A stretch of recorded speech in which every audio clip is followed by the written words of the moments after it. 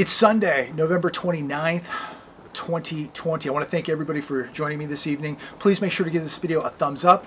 Make sure you subscribe to this channel and share this video with everyone you know, you don't know. Blast it all over your social media. Get it out there. Continue to share the message. Americans still do not understand the nightmare that is ahead. Americans continue, millions of Americans continue to lose jobs. They're exhausting their savings, their credit's being destroyed, their cars are being repossessed, they're being evicted. We are, without a doubt, reaching a breaking point here in America, and there is no magic wand that is going to fix this economy. I was reading an article yesterday. Black Friday shopping in stores craters 52%. And when I read articles like this, I just see the commercial real estate crisis getting worse. I see the housing bubble getting bigger. I see the stock market bubbles getting bigger, the bond bubbles getting bigger. And I see more businesses closing. I see more vacancies. I see more restaurants shut down. And this is why I brought my good friend George onto the show this evening. George, thanks for showing up. Thank you for having me. A lot of you have requested that I bring more people on, ask more people questions about this economy. And I said, well, who better than to bring George on? George used to, still does own an excavating company, but it's really slowed down. So he's had to pick up a couple side hustles, and he wanted to discuss and talk with all of you about what he sees happening in the real economy, not the stock market, not the fake stock market, but the real U.S. economy and his own personal economy, and why he's working a couple side hustles to keep things going as the construction business, excavation business has slowed down. George, tell us what's going on. Yeah. I just want to say thank you for having me on your show. Thank you for coming on, man. It's a pleasure having you. Yeah. I see you all the time at the gym, and we're good friends, and we talk. I see George on the weekends at the gym, and we always talk about everything, social, political, spiritual, you name it. And so George wanted to come on the show, and I said, well, man, that'd be fantastic to have somebody like George on the show who's really in this economy, who's really fighting his way through this economy with everything he's got, the guts and glory here. So tell us what's going on, George. Yeah. So I started my business about a year ago, and when I started my company, I was doing really well. And unfortunately, the crisis hit, and it took a toll on my pockets, and I wasn't getting any jobs whatsoever. And so during the crisis, I was smoking a lot of pot. I was doing things that I wasn't supposed to be doing simply because I thought that the economy would come around and get better. But doing my own independent research, I ended up realizing that things were getting worse, and I was stagnant. And so I started applying to jobs. And I ended up getting hired at a country club in Palm Springs. I supervise the golf department, and I'm also working at a local gym. At the moment, we're closed down, but I also ended up picking up a job there. So that's where I'm at right now. So let's talk about the gym economy right now. So you and I were talking earlier. You said the income for the gym is down about 50%. It's about 50%. A lot of cancellations, a lot of people freezing their accounts. Right. And so, but you said the income's down 50%, the revenue, gym revenue down 50%, and you said about 70% have either frozen or canceled the gym membership. About, yeah. So now, are more people canceling and freezing accounts because of their financial situation or because of the fear of this infection? It could be both, to be honest with you. Okay. I feel like more cancellations, we had more cancellations during the beginning of the crisis as opposed to now, where it's more like people are freezing their accounts. Yeah. But I say a majority of it comes from just people being affected by, you know, financially. Financially. Yeah. You know, the pandemic, being a 99% survival rate with the virus, right. I don't see it being like the Black Plague or something. Yeah. I mean, we should take seriously. We should take it seriously. I'm not saying we shouldn't, right. but it's not like the Black Plague. So people are more concerned about the financial outlook than as opposed to the virus. Yes. Okay. Yeah. We're talking about the golf course industry. So we see the gym industry obviously closed and business down 50%. the golf course. People coming out. It's a public golf course, right? It's a public golf course. And now, what does business look like there now compared to last year? Oh, last year, I mean, we were doing great. I mean, just in general, because I used to work at a golf course several years ago, and just golf courses in general here in the Valley, they do so well during the season. Yeah. 6, 7 how many months out golf of the courses year. do we have out here? 124. 124 golf courses in the Palm 124. Springs area. Yeah. And so, compared to last year, what is your golf course like doing business-wise? To see where it's at now, it's doing terrible. Give me a number. We typically have anywhere between 150 to 200 players on basically every day. Not on a good day, just like every day. But now what we're seeing is 40 to 50 tops. Wow. Yeah. So just because of the restrictions we do have, you know. Right. You're at 25% capacity. So, but that's your business like 75%. Oh yes. So let me ask you this. So we like our area here, lots of hotels, resorts, golf courses, restaurants. How can you operate a business at 25 or even 50% capacity? You basically can't, to be honest with you. Yeah. What we're doing now is we're hiring maybe 1 or 2 guys to take up different tasks within the job, Right. and we're paying them the same. So an individual's basically doing 2 jobs for the price of 1. Yes. And I think that's a very interesting point right there, because I think we're going to see a lot more of that happen throughout America, where people are going to see wage cuts, or people, the job that they have, well, guess what? You're going to have to do a lot more at your job now to make up for this other person's job, but you're not going to get paid for it. And so we're seeing more and more of this like class warfare, or people just becoming debts now here in America. Because if you don't do it, somebody else will. If you had a job, if you had a job last year at $25 an hour, guess what? This year, they may just get rid of you and hire somebody to do it for 15. Oh yeah. And we're going to see that a lot more of that. So, but I think what you're doing is really smart, having the side hustles. You know, the gym, the golf course. I think that you know, I always talk about diversification financially, but I think like personally as individuals, we have to diversify ourselves and have the skill set to do more than one thing.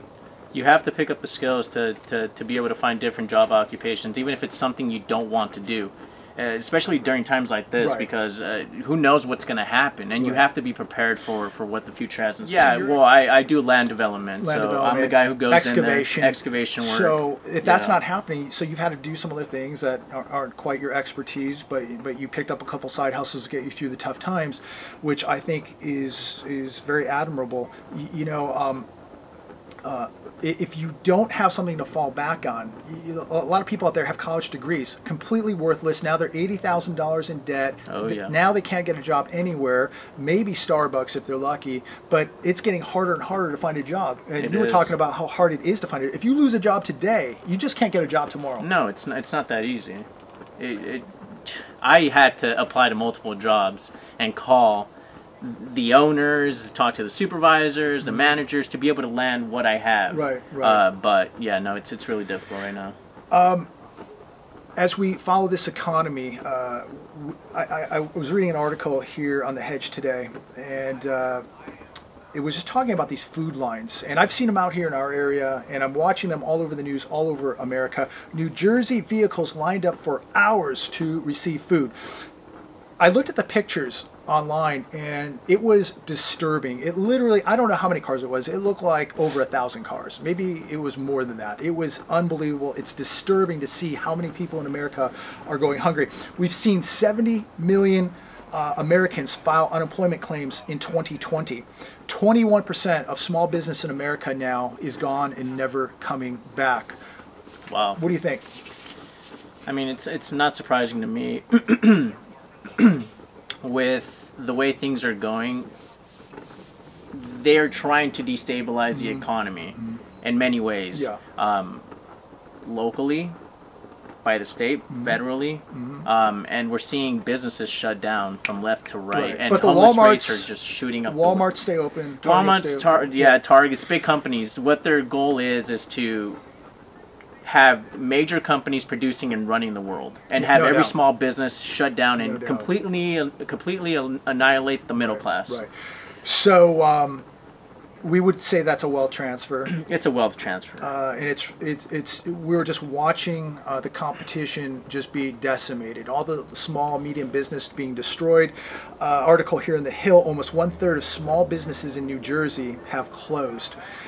And so, you know, people will say, well, that's only in California, George. That's, you know, that's because you guys live in California. You know, the rest of the country's fine. No. And look, I read a lot of news, and I talk to a lot of people. My comment section is always around 2,000 people. You know, talking from East Coast to West Coast to, you know, all parts of the world, all parts of the world. And this isn't just California. This isn't even just America. This is worldwide. This is worldwide. This is a global depression that has begun, and it's really, really concerning. And I was reading another article today, also on the Hedge, and I've talked about it before.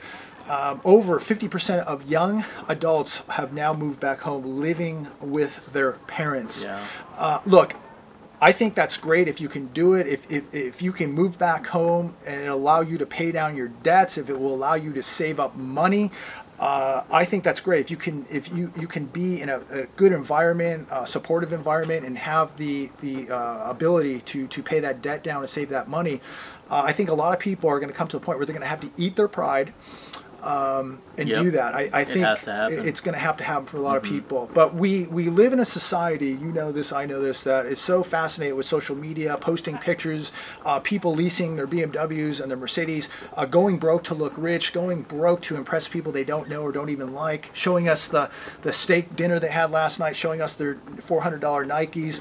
All while going broke, you know, living in that 3-bedroom condo with a nice view of the pool, but they can't afford it any longer, and so many people are going to have such a hard time adjusting their lifestyle because of ego. You want to elaborate on that? Social media has ruined the social fabric between all of us, and what I'm noticing is that a lot of the people I used to follow on social media,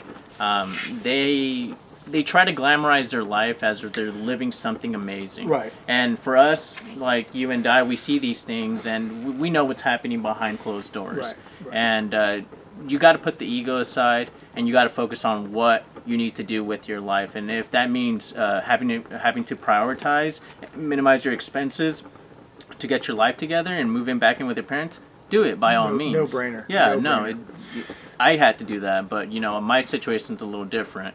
And everyone's situation is a little different, but I mean, it's something that everyone needs to do. I think people are going to pay a huge cost by just trying to be something that they're not, to impress people that they don't even like.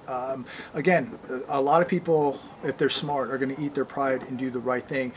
But we're seeing so many people moving back. And look, if you there's nothing wrong with that. There's nothing wrong with that at all. No. That may be the smartest thing. That might be the greatest thing you could do right now to get out of debt, to save up some cash, to be more independent, and to have a good network of people around you.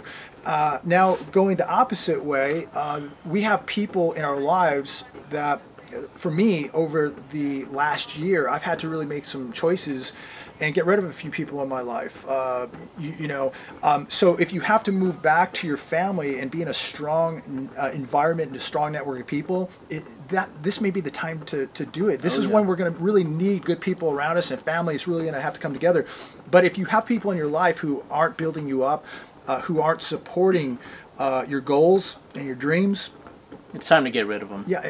And you know, being in this spiritual war that we're in right now, good versus evil. Because it's not politics; it's literally spiritual war. It's good versus evil. Right. And if these people are picking the other side, you don't need them in your life. No. These people are going to be toxic for you. So I highly recommend that you surround yourself with good people, good family. If you have toxic people in your life, get rid of them. Look, you know, to me, if I'm friends with somebody, or if you're in a relationship with somebody, they've got to bring something to the table. Now, I'm not going to agree 100% with anybody, and I don't think anybody's going to agree 100% with me. But we've got to have the same goals. We got to have the same beliefs down the road here, because this is spiritual warfare of good versus evil, and we're now having to pick sides of where we're going to be in this whole thing. And as we're going into a deep economic depression, there's a couple things you better have in your life. You better have God. you better have good people, and you better have good family members in your life. You better have gold, you better have silver, you better have some cash, you better have food and water and all those things. But the most important thing over all of it is you better be walking close to God. God is the #1 asset. Yes, you have to accept them into your heart and pray every day, because I promise you it'll get better. But you have to do your job as well to get your life situated, even if it means having to get rid of people that weigh you down, picking up new skills, applying to new jobs that you would never see yourself working. You have to try new things. Some people may judge you because, oh, you're only doing that. Oh, you got 3 side hustles. Well, people may judge you, but you know what? I mean, right now, a skill set is such an important asset. And if you have more than one skill set, if you're good at 2 or 3 things, and having 3 skill sets, you're going to have a good chance of surviving and being prosperous in this depression. If you only know how to do one thing, and you only have that one job, and you lose it, you have nothing else to fall back on.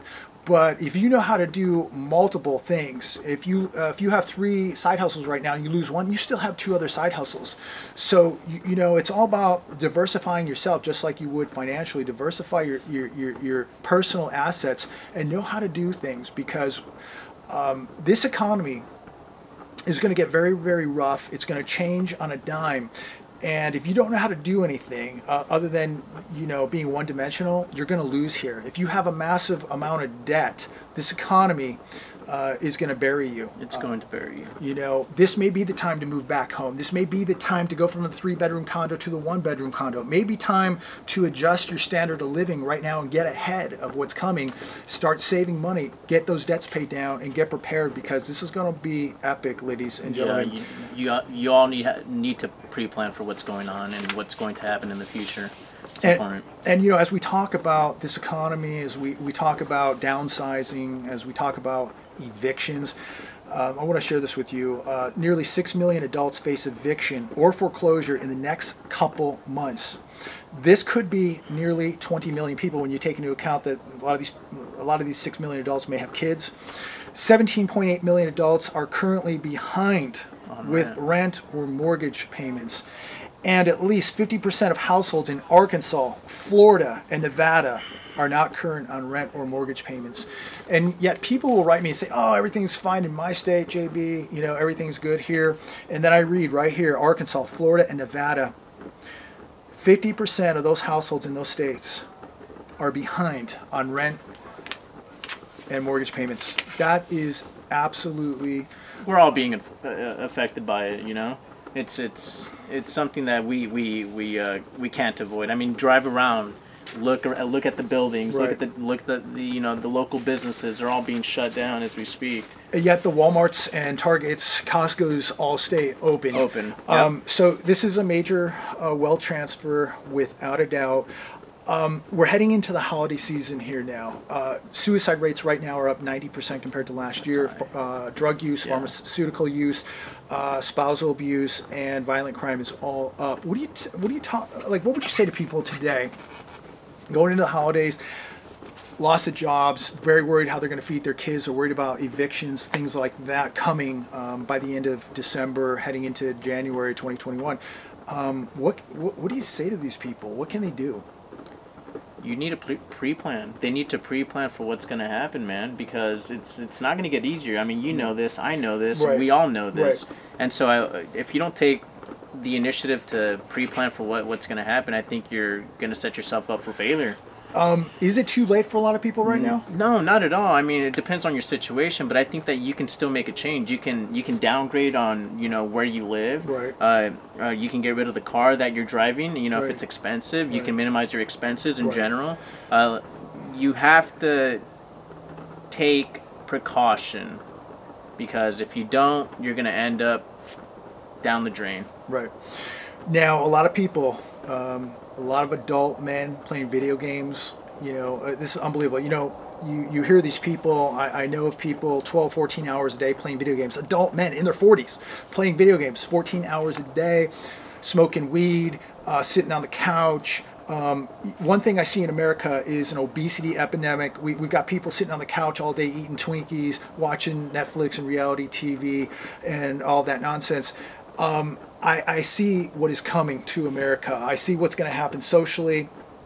I see what is going to happen economically, and I see chaos coming to America. And I believe that you do not want to be 350 pounds sitting on a couch playing video games, eating Twinkies. I don't think that this is going to be good for you heading into an economic depression. Right. If you're getting paid for it, I mean, by all means, continue playing video games. But if Yeah. you're not, you need to reevaluate your life a little bit. Right. Yeah. But man, how do you survive? People are dependent on pharmaceuticals. They're dependent on their drugs. They're addicted to video games. They're addicted to reality TV. They're addicted to their cell phones. What happens? Social media. What happens when all of this gets shut down? Like, you're heading into a depression. What happens when people can no longer afford that cell phone? Or what if the lights go out and they can't even access this stuff anymore? What happens when you lose your job? You no longer have the insurance or the money, the means to pay for those pharmaceuticals or those drugs, or you no longer can eat that box of Twinkies. Your life's going to change very abruptly. Yeah.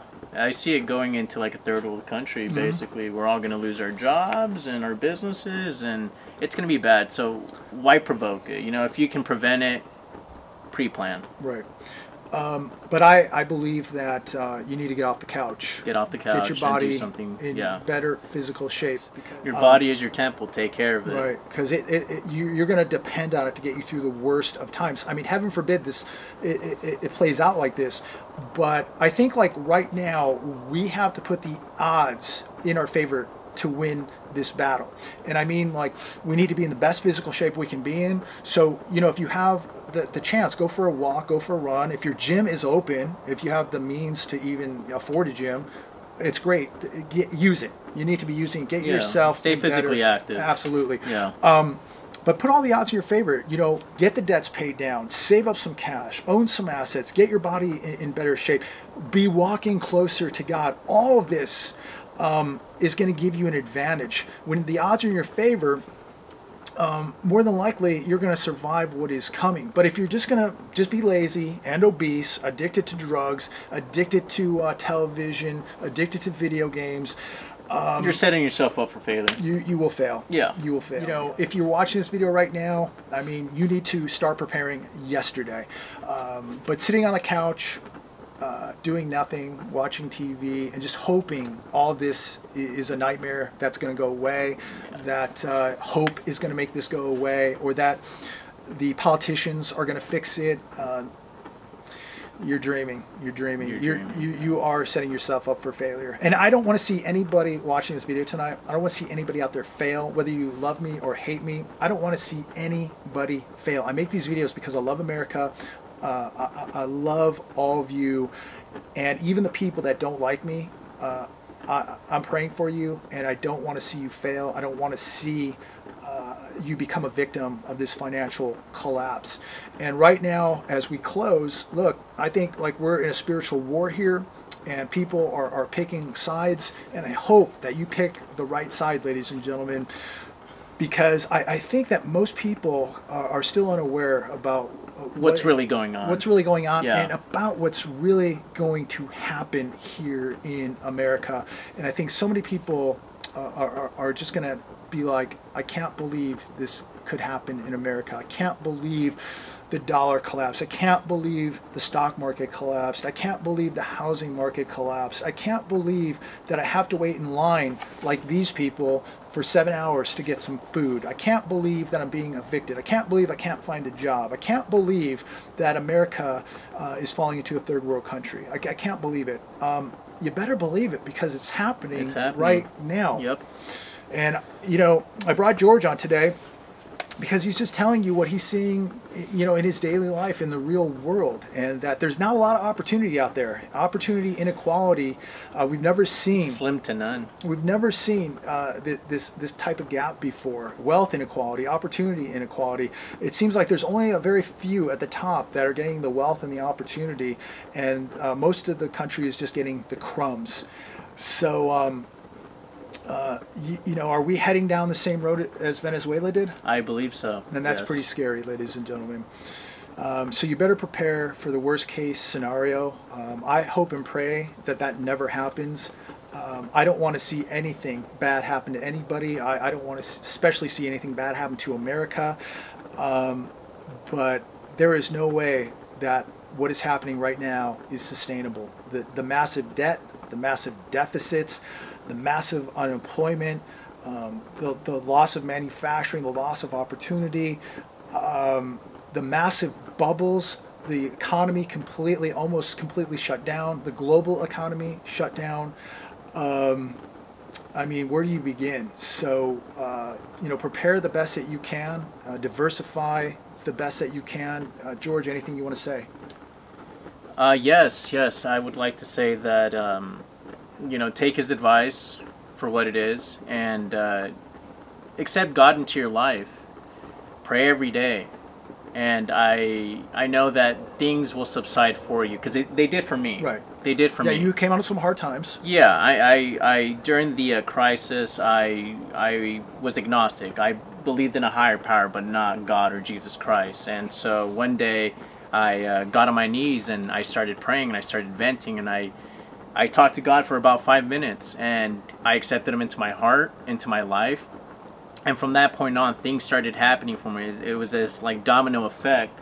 The jobs lined up for me, and the opportunities, and meeting the right people such as yourself to be able to expand your platform, and hopefully, get something on my platform as well eventually. But accept God into your life, pray every day, and just prepare for the worst.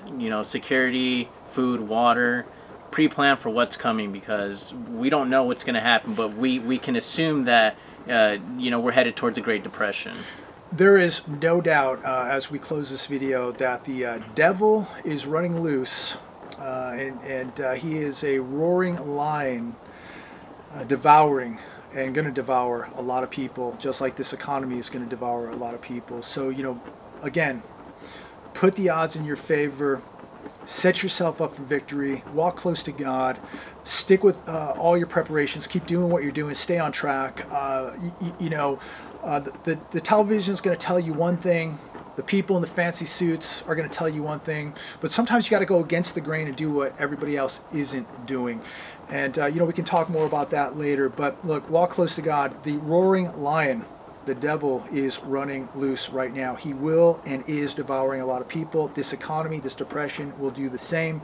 Make sure that you're on the right side. Make sure you're saying your prayers. God bless every one of you. George, thank you so much for coming on the show. Thank you for having me on your show. I will be getting out a Patreon video here. I was hoping to get one out today. I'll have one out this week, I promise.